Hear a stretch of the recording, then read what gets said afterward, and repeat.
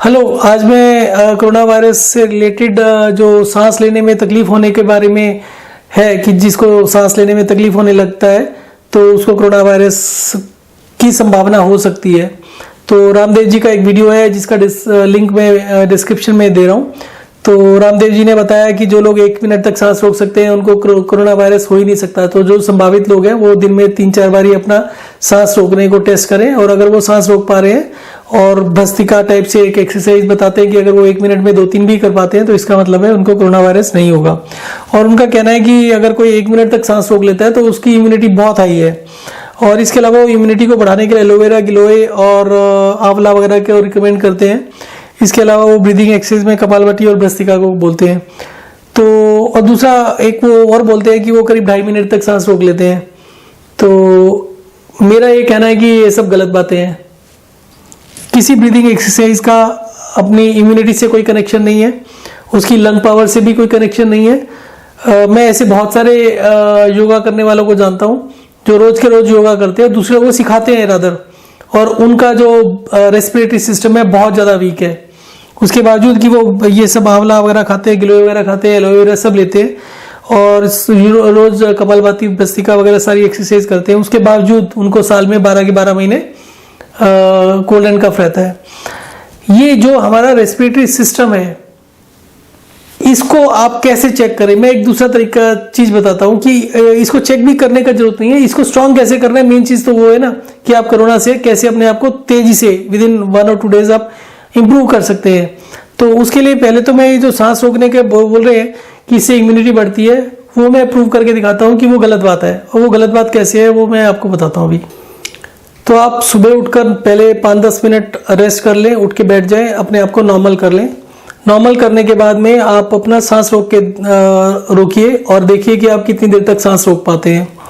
उसके बाद आप 2-3 गिलास पानी पी लें, नाश्ता कर लें, और 1-2 घंटे के बाद आप दोबारा चेक करें कि आप कितनी देर सांस रोक पाते हैं। और आप देखेंगे कि आपको जो सांस रोकने का जो आपने सुबह जब खाली पेट सांस रोका था वो आप ज़्यादा देर तक रोक पाए, और जब आपने खाना वाना खा लिया, पानी वानी पी लिया तो आप कम सांस रोक पाए। उसका कारण क्या है, आपके जो सांस होती है उसका जो कितनी डीप सांस होगी और कितनी देर तक आप होल्ड कर पाएंगे वो सारा डिपेंड करता है आपके सेल्स में कितना पानी है।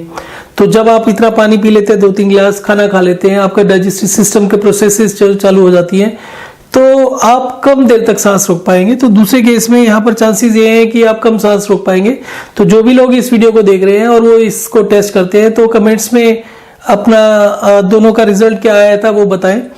अब मैं दूसरा बात बोलता हूँ इनके सांस रोकने के बारे में। 2.5 मिनट तक मैं कभी भी कपालभाति और भस्त्रिका वगैरह कोई एक्सरसाइज नहीं करता हूँ, ना ही मैं सांस रोकने का करता हूँ, ना ही मैं कोई और एक्सरसाइज करता हूँ, ना ही मैं कोई खेलता हूँ। मैं तो अपनी हेल्थ के लिए 2 ही कंसेप्ट बना रखे हैं कि किसी भी बीमारी को ठीक करना हो तो 2 ही काम करने होते हैं। एक वॉक एंड रेस्ट, 5 मिनट चलना, 5 मिनट लेटना, और दूसरा है पानी को रेगुलेट करना कि खाने के साथ कभी 1-1 गिलास करके दिन में 3 गिलास पीना, कभी 6 गिलास पीना, कभी 9 गिलास पीना। तो आपके पानी का जो फ्लूइड इनटेक होता है उसको वेरी करना होता है।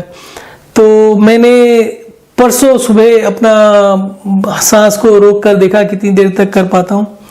तो मैं 2 मिनट 3 सेकंड के लिए रोक पाया, और मैंने ज़्यादा जोर नहीं लगाया। अगर मैं थोड़ा सा और एफर्ट करता तो मैं करीब 15 सेकंड तक तो खींच ही लेता। और जहां तक मुझे याद आता है, इससे पहले मैंने सांस रोक के जो देखा होगा वो शायद कई साल पहले देखा होगा। तो मैंने कोई प्रैक्टिस भी नहीं करी, कोई एक्सरसाइज भी नहीं करता, और आजकल मेरा वेट भी बढ़ा हुआ है थोड़ा सा। सो अगर मैं फिट कंडीशन में होता हूँ तो 2.5 मिनट बहुत बड़ा टारगेट नहीं है। तो बेसिकली मैं क्या कहना चाह रहा हूँ कि योगा से, आंवला वगैरह से इम्यूनिटी का, इन सब का कोई कनेक्शन नहीं है।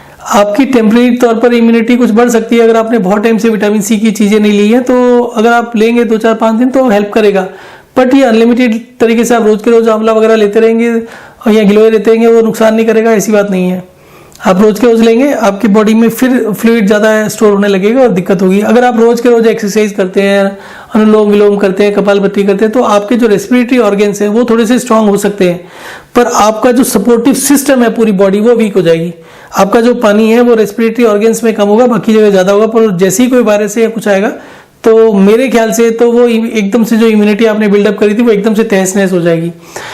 जो मेन रेगुलेटिंग फैक्टर है वो है कि आपके शरीर के अंदर कितना पानी है, वो एकदम परफेक्ट होना चाहिए। और वो one cure for all disease हमारे जो 2 सजेशंस हैं वॉक एंड रेस्ट उससे होता है।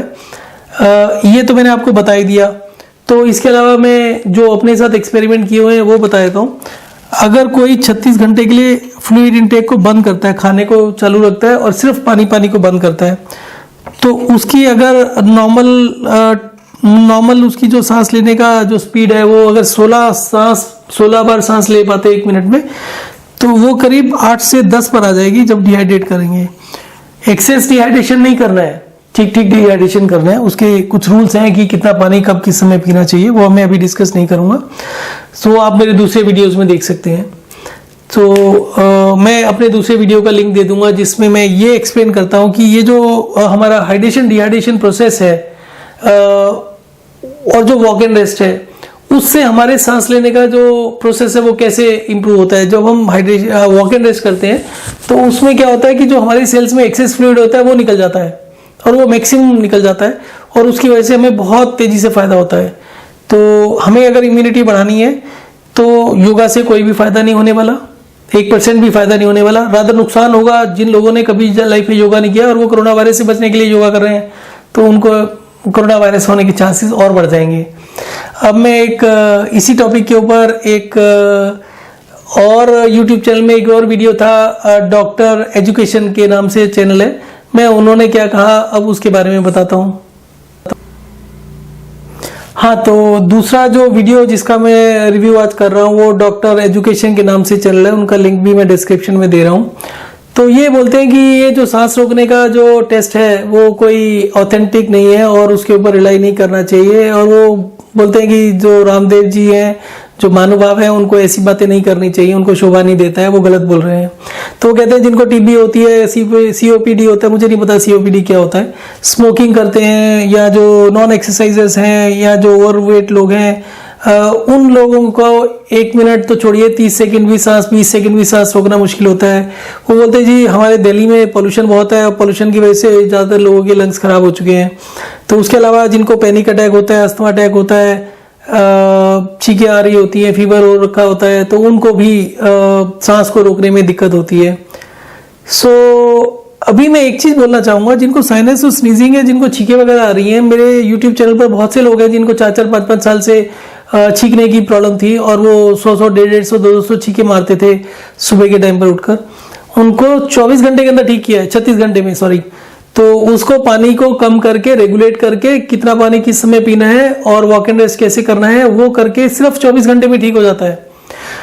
और अगर आप इन डॉक्टर्स के पास टेस्ट करें, इनके पास टेस्ट करने के अलावा है क्या, कोई इलाज तो है नहीं। तो आज की डेट में तो आपको सिर्फ ग्वाइना पिग बनाकर रखा जाएगा, आपके ऊपर एक्सपेरिमेंट्स किए जाएंगे, और इन एक्सपेरिमेंट्स के अगेंस्ट एक रिलायबल चीज़ है मेरा चैनल। आप अगर किसी पेशेंट से बात करना चाहते हैं तो मुझे कॉल करें। मेरा नंबर मैंने अभी वीडियो में थोड़ा देर पहले दिया था, और मेरा दूसरे वीडियोस में भी मेरा नंबर देख सकते हैं, मैं डिस्क्रिप्शन में भी अपना नंबर दे दूंगा। आप उसमें देख सकते हैं कितने लोगों को आराम मिला, और जिन लोगों को आराम मिला, अगर आपको लगता है वो फेक है, आप उनका मेरे से फ़ोन नंबर लीजिए, उनके यहाँ पर जाइए, पता करिए। मेरे जो वीडियोस हैं उनमें से आप एक भी फेक प्रूव कर दे तो आप जो कहेंगे मैं कर लूँगा। तो साइनस और स्नीजिंग और ये सब जो रेस्पिरेटरी प्रॉब्लम्स हैं, जितनी भी रेस्पिरेटरी प्रॉब्लम है, वो कोल्ड एंड कफ होता है। आप हमारे सजेशन में चलिए, आपको 2-2, 3-3 साल तक दोबारा कोल्ड एंड कफ नहीं होगा। कोरोना का तो छोड़ दीजिए, भूल जाइए। ये जितनी भी बातें हैं, हर कोई अपना चीज बेच रहा है, और सबसे हैरान कर देने वाली बात क्या है कि पेशेंट की कोई नहीं सुनता, सब अपनी कहानी सुना देते हैं। मैं अपनी कहानी कम सुनाता हूँ, मैं हर पेशेंट के साथ जो भी बातचीत होती है उसकी रिकॉर्डिंग करता हूँ और यूट्यूब चैनल पर डालता हूँ, और वो आपकी मर्जी है, आप उसको देखें, अपने आप से जो भी फैसला करना चाहें करें। मैं कुछ नहीं बोल रहा भैया। Thanks for watching this video.